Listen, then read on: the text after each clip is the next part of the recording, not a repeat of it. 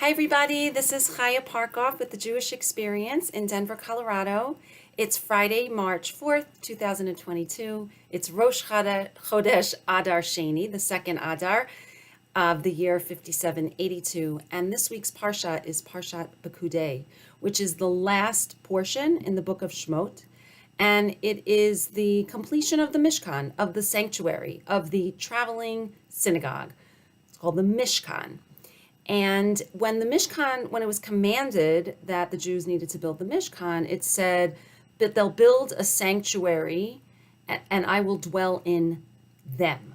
You would think it would say they should build a sanctuary and I would dwell in it, meaning God, would dwell in the sanctuary that they're building. But it says in them. So the commentators find this interesting that it says them. Why specifically? The Torah never has words for just random reasons. There's always a reason, and there's many reasons and many levels. But they most agree that what it's saying here is that the person themselves becomes a sanctuary, that God's presence will dwell in the sanctuary itself, but that especially when we are in exile, which we've been for a really long time, hopefully that will end very soon, that that God's presence dwells within each and every one of us. Now we have to make ourselves a sanctuary. We have to build that sanctuary in us. How do we do that?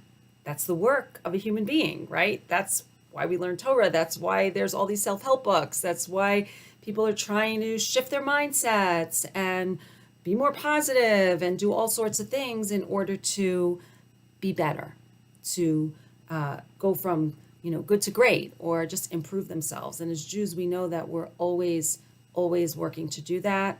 That built into the system, we're human beings. We are definitely going to make lots of mistakes. Yours truly, totally.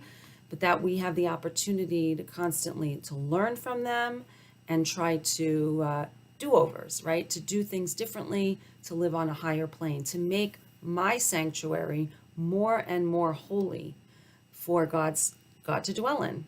If I'm going to have a sanctuary within me for God to dwell, I want to make it pretty good, right? Every year I say this around the high holidays that, people line up at the Apple store when they're coming out with a new phone. They'll line up, they'll sleep there so that they can make sure that they get that new phone. Why? Because it's upgraded, it's perfected, it's better than the last version, right? The phones are always upgrading. Maybe we as human beings should work on that as well. So this idea of the Mishkan and the word Mishkan is also a pledge. It is a pledge to the Jewish people that so there's three words actually that relate. There's Mishkan, which means the sanctuary, which also means like a pledge, and then there's another word that's related to it. They all have the same root, which is shochen, which means to dwell. Okay, so Mishkan, Shochen, these are all related. And then the third word is Shechina, which is one of the ways that we describe God, God's divine presence. The Shechina is with us.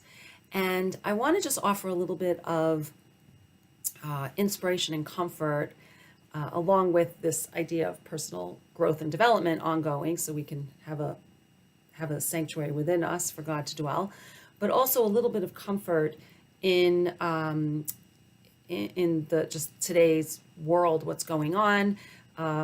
We have Russia attacked the Ukraine, and it's a scary world, right? It feels really crazy. We feel like we came off 2 crazy years of COVID and lots of other things involved, and now we've got this, and it can feel scary. It can feel like maybe like, where are you, God? There have been plenty of times in history where we said, where are you? And I want to just offer you a little bit of comfort, because what we know, the Torah brings down that Hashem, when the Jewish people went into exile, that Hashem came with us, that God told Yaakov when he was going down, when he was being sent to Egypt, he said, I'm going with you. And at different times when the Jews were exiled when the temple was destroyed and they were exiled to Babylon, it says that God went with us. That when they were exiled, see, I'm looking at my notes here. When we see this in Isaiah, for your sake I sent to Babylon. When Israel was exiled in Elam, the Shekhinah accompanied them, as we know from Yirmiyahu.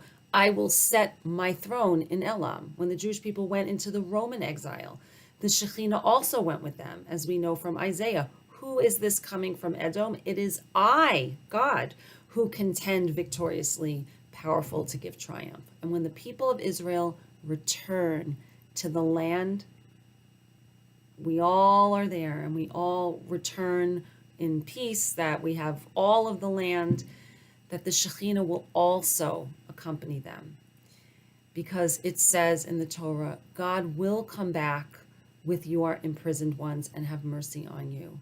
We would have expected the Torah to say that God will bring back, but it says instead God will come back, right? It should say God will bring back he'll bring us back, but it says no, God is going to come back with us. That just to know that even when it doesn't look like Hashem's presence is here, when it looks like things are, where are you, God? Just to know that even though we can't see God, God is definitely with us. Our job is to just keep looking for him. Look and you shall find. Have a great Shabbos and see you soon.